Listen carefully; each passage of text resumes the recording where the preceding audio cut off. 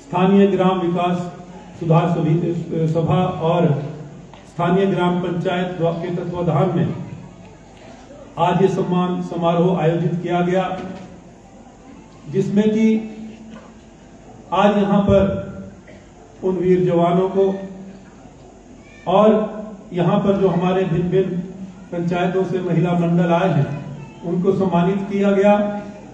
मैं अपनी ओर से आयोजक समिति को इस अत्यधिक सफल समारोह के लिए हार्दिक शुभकामनाएं देता हूं, बधाई देता हूं, अभिनंदन करता हूं। आज 75 वर्ष आजादी के पूरे होने के बाद मैं इस मंच के माध्यम से उन महान विभूतियों को भी याद करना चाहूंगा, नमन करना चाहूंगा, जिन्होंने भारतवर्ष की आजादी के लिए अपनी जान न्यौछावर की, अपनी जानों की आहुति दी, अपने प्राणों की आहुति दी। मैं उनको भी कोटि कोटि नमन करता हूं। आजादी के इस 75 वर्ष के सफर में बहुत सी सरकारें बनी, बहुत से लोगों का योगदान इसमें रहा राष्ट्र निर्माण के लिए। हमें आज उनको भी याद करना है जिनका इस भारतवर्ष का जो वर्तमान स्वरूप आज हमारे सामने है। आज हम आजादी के इस वातावरण में जीवन यापन कर रहे हैं। मैं उन सभी को भी नमन करता हूं, उनका भी धन्यवाद करता हूं, जिन्होंने आज के वर्तमान स्वरूप जो भारतवर्ष का बना है इसके योगदान के लिए, राष्ट्र निर्माण के लिए अपना योगदान दिया। मेरा कोटि कोटि नमन उन सभी को।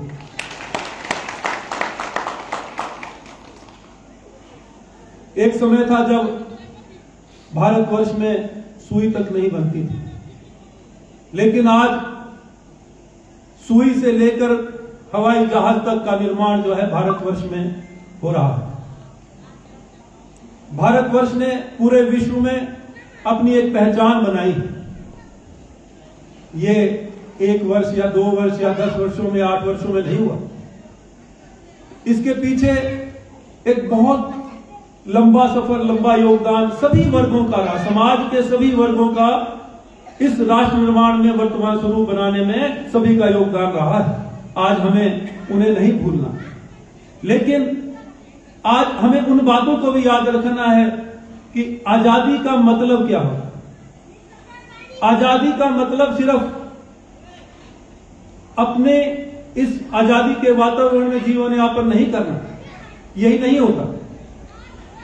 आजादी का मतलब है, आजादी का महत्व तभी बनता है यदि हम हमारे अपने मन में उन विचारों से आजादी पाएं जो मन में हमारे बुरे विचार आते हैं, समाज की कुरीतियां जो हमारे मन में यापन करती हैं, उन कुरीतियों से हम यदि आजादी हम पाते हैं और आज पाने का प्रयास करते हैं, तभी इस जो आज 75 वर्ष को जो आजादी का जो ये पर्व है आज मना रहे हैं, तभी इसका महत्व है। आज हमें ये जानना चाहिए। आज हमें ये भी सोचना है कि जिस तरह कि आज समाज में कुरीतियां फैली हैं, आज हमारे समाज में अभी मुझसे पूर्व वक्ताओं ने, 1-2 वक्ताओं ने नशे की प्रवृत्ति की ओर जो हमारा युवा वर्ग जा रहा है उसके बारे में भी चर्चा करी। इस तरह की कुरीतियों से हमें जब आजादी हम अपने आप में पाएंगे, तभी इस आजादी का महत्व बनता है। इस बात को भी हमें सोचना है। मैं धन्यवाद करना चाहूंगा आप सभी का कि आपके आशीर्वाद से, आपके सहयोग से उपचुनाव में मुझे विधायक बनकर विधानसभा में जाने का मौका मिला, आपकी सेवा का करने का मौका मिला। इसके लिए मैं दिल की गहराइयों से आपका आभार प्रकट करता हूं, आपका धन्यवाद करता हूं। छोटा सा कार्यकाल मुझे मिला, लेकिन इस कार्यकाल में जो आपकी मुझसे उम्मीदें थी, आपकी मुझसे आशाएं थी, मेरा भरसक प्रयत्न रहा कि मैं आपकी आशा के अनुरूप कार्य करूं, आपकी उम्मीद के अनुरूप कार्य करूं। उसमें मैं सफल दिया। बहुत सी जो हमारी लंबित योजनाएं पड़ी थी, मैंने विधानसभा के पटल में 3 विधानसभा सत्र में भाग लेने का मुझे मौका मिला और मैंने भरपूर आवाज उठाई। उन सभी कमियों को मैंने उजागर किया उस विधानसभा के पटल पे, जो अर्की विधानसभा क्षेत्र की 71 पंचायतें और 1 नगर पंचायत, जो 72 पंचायतें हैं, जो उनकी समस्या है मैंने वहां पर उठाई। और सबसे बड़ी उपलब्धि जो हमारी रही आपकी वजह से, वो ये थी कि जो हमारा जो माइनिंग फंड यहाँ पर 2 सीमेंट उद्योग स्थापित हैं, लेकिन उस उद्योग में जो माइनिंग एक्टिविटीज हो रही हैं, पत्थर निकल रहा है, उससे करोड़ों रुपए की राशि रॉयल्टी के रूप में जो हर वर्ष सरकार के खजाने में जमा होती है, और वो विकास कार्यों में लगनी थी जहां जो प्रभावित क्षेत्र था। उसके लिए डिस्ट्रिक्ट मिनरल फाउंडेशन ट्रस्ट जो 2018 में बना था, जिसका अध्यक्ष जो है डीसी होता है, 2018 से 2022 तक जो उसकी बैठक, एक भी बैठक नहीं हुई, और उसके कारण ये था कि जो जिसका भी जहां दाव लगा, एमएलए, मंत्री या अधिकारी अब अपने क्षेत्र में वो फंड ले जाते रहे, और बहुत कम हिस्सा जो है हमारे अर्की विधानसभा क्षेत्र के हिस्से आया, जो कि हमारे अधिकारों से हमें वंचित रखा गया। ये आवाज मैंने उठाई, इसकी जानकारी हासिल करी, मैंने आंकड़े इकट्ठे किए, और जब बजट सेशन चल रहा था तो उसमें मैंने 20 मिनट तक जो है इस बारे में चर्चा करी, और मैंने आपकी ताकत की वजह से मैंने वो बात उठाई, और मैंने जब ये बात सरकार के समक्ष उठाई तो उन्होंने भी मेरी बात मानी, और उसके बाद डिस्ट्रिक्ट मिनरल फाउंडेशन ट्रस्ट जो है रिकॉन्स्टिट्यूट किया गया, मुझे उसमें मेंबर बनाया, सदस्य बनाया, और 9 मई को जो मैंने डीसी को आदेश देकर उसकी बैठक बुलाई, और उसमें 25 करोड़ 83 लाख रुपए की जो लंबित योजनाएं थी अर्की विधानसभा क्षेत्र से संबंधित, उसके लिए राशि 25 करोड़ 83 लाख रुपए स्वीकृत किए। ये आपकी उपलब्धि है, ये आपकी वजह से उपलब्धि है, क्योंकि अपने अधिकारों के प्रति हमें सचेत रहना है, और इसलिए आपने मुझे चुना है।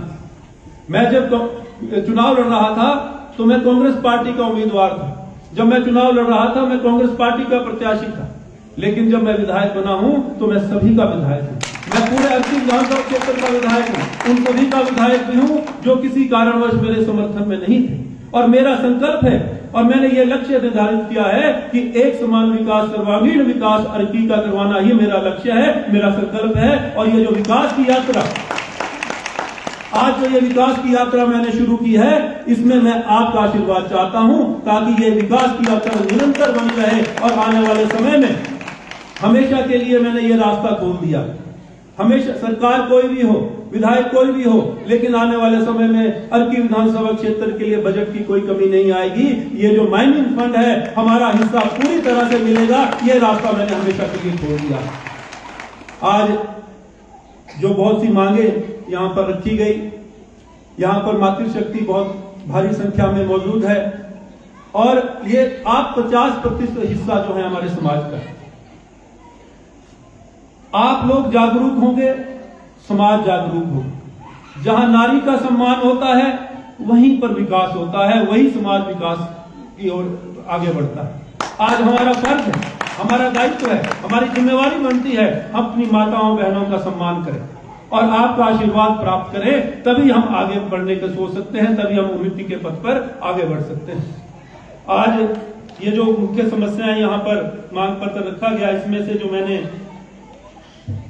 ये मंदिर के जीर्णोद्धार की बात करी, ब्यूटिफिकेशन की बात करी, तो इसका जो एस्टीमेट और इसका जो प्रारूप बनकर जो मुझे दिया गया है, मैंने सरकार के समक्ष भी रखा, और ये डिस्ट्रिक्ट माइनिंग फंड के माध्यम से मैं आज इस मंच के माध्यम से घोषणा करता हूं कि जो भी एस्टीमेट, इसमें शायद 20 लाख के करीब एस्टीमेट है, उसकी राशि पूरी तरह से इसमें मिलेगी, और मैं इस बात की घोषणा करता हूं।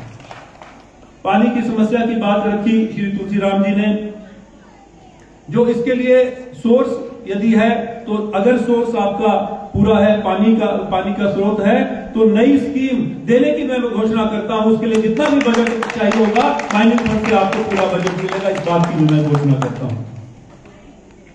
बम्बेली के लिए सड़क की बात चल रही थी, तो बिल्कुल सही है, और मेरा ये लक्ष्य है, मैंने ये संकल्प लिया है कि हर गांव को जो है संपर्क मार्ग से जोड़ना है। अभी सड़क को लेकर कुछ राजनीति की गई, देखिए सरकारें आती है, सरकारें चली जाती है, लेकिन विकास एक निरंतर प्रक्रिया है, और किसी ने भी कोई काम किया हो, हमें उसको जो है याद रखना है, हमें उसके स्वीकारना है। अभी जिस तरह से इनकम्प्लीट रोड, जो पूरे रोड बने नहीं है, उनकी पासिंग की गई और उसको राजनीतिक रंग देने की कोशिश की गई, मैं समझता हूं कि यह अच्छी राजनीतिक परंपरा नहीं है। यदि आपने उसको पासिंग की गई, तो आप बस भी चलाइए उसमें, आप लोगों को उसकी सुविधा भी देने की बात करते, तब तो उसका फायदा होता। लेकिन यहाँ पर सिर्फ चुनाव नजदीक हैं और आज चुनाव को लगभग 1 महीना भी नहीं रहा और उसमें आप इस तरह का राजनीतिक रंग जो दे रहे हैं और अधूरे कार्यों के जो आप शिलान्यास और उद्घाटन कर रहे हैं, ये निंदनीय है। मैं ये कहना चाहता हूं आने वाले समय में। और एक चीज और कहना चाहता हूं कि ये जो रुडाल वाला रोड हरसंघार तक है चंडी से, इसको पक्का करने के लिए मैंने इसको विधायक प्राथमिकता में डाला है और आने वाले समय में ये बहुत सुंदर रोड बनकर तैयार हो जाएगा और आपको इसकी सुविधा मिलेगी। भले ही कोई मुझे शिलान्यास में या उद्घाटन में ना बुलाए, लेकिन मैं आपका सेवक बनकर ही रहना चाहता हूं और मैं अपना काम करता रहूंगा, ये भी मैं आपको कहना चाहता हूं। आज यहां पर ITI बिल्कुल सही है कि जब आज हमारा हम जिस तरह का वातावरण बना है और जिस परिस्थितियों में हम आज जीवन यापन कर रहे हैं, उसमें तकनीकी शिक्षा का बहुत बड़ा एक योगदान है। आज जहां डिग्री कॉलेजेस खुले, आज जहां पर अन्य शिक्षा के संस्थान खुले, स्कूल अपग्रेड हुए, लेकिन मुझे बड़ा दुख है कि पूरे अर्की विधानसभा क्षेत्र में एक भी तकनीकी संस्थान नहीं, चाहे वो पॉलिटेक्निक कॉलेज हो, चाहे वो इंजीनियरिंग कॉलेज हो। और मैंने ये अपने मन में ठाना है कि जैसे ही सरकार बनेगी और आपके आशीर्वाद से मुझे पुनः विधानसभा जाने का मौका मिलता है, मैं सर्वप्रथम अर्की विधानसभा क्षेत्र के लिए एक तकनीकी संस्थान यहां पर लेकर आऊंगा। ये मैं आपके सामने कहना चाहता हूं। ITI चंडी क्षेत्र में हो, चंडी की जो 5 पंचायतें, चंडी, मांगू, कशलो, ज्ञाना, तो ये संघोई, इन 5 पंचायतों के लिए ITI की मांग रखी गई। मैं अंबुजा प्रबंधन से बात करके, अंबुजा प्रबंधन के माध्यम से यदि वो यहाँ पर तैयार होते हैं ITI खोलने के लिए, तो ITI खोलने के मैं उनको आदेश दूंगा। और यदि वो नहीं खोलते हैं तो मैं सरकार बनने पर सरकारी तौर पे यहाँ पर ITI खोलने की घोषणा करता हूँ। ये आपको मैं कहना चाहता हूँ। बिल्कुल सही कहा कि हम देश स्थान पे भी हैं और लोकतंत्र में जनता जनार्दन है।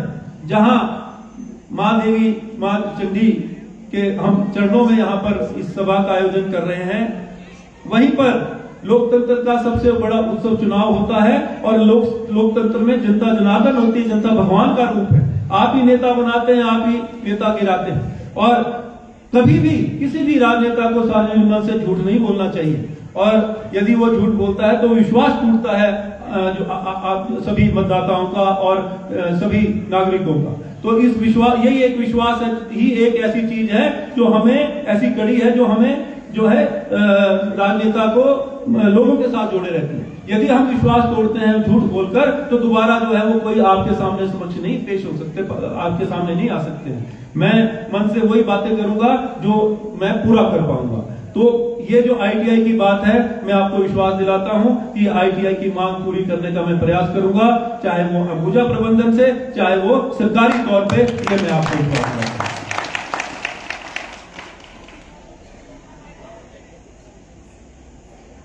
अब जैसे कि माइनिंग फंड से हमारा यहाँ से जो रोड खाली से सौरा, कांगरी और परियाब तक जो है, बल्कि परियाब ही नहीं, ये जो चिल्यावनी के लिए भी जो है रोड कनेक्ट होगा, संपर्क मार्ग मिलेगा, इसके लिए पैसा जो है 1.5 करोड़ रुपए तक की राशि जो है वो स्वीकृत कर दी है कि और इसमें कोई कमी भी होगी तो वो पैसा हमारे पास पड़ा है। और मैंने ये आदेश दिया है कि हर 4 महीने बाद जो है माइनिंग फंड की बैठक होगी और हर 4 महीने बाद हमारी योजनाएं स्वीकृत होंगी और उसमें जो है पैसे का आवंटन होगा, ये हमने तय किया है। और 1.5 करोड़ रुपए की राशि है वो PWD को आ चुकी है, जिसमें खाड़ी से सौरा, कांगरी, परियाब तक जो है रोड और चिल्यावनी तक रोड बनना है।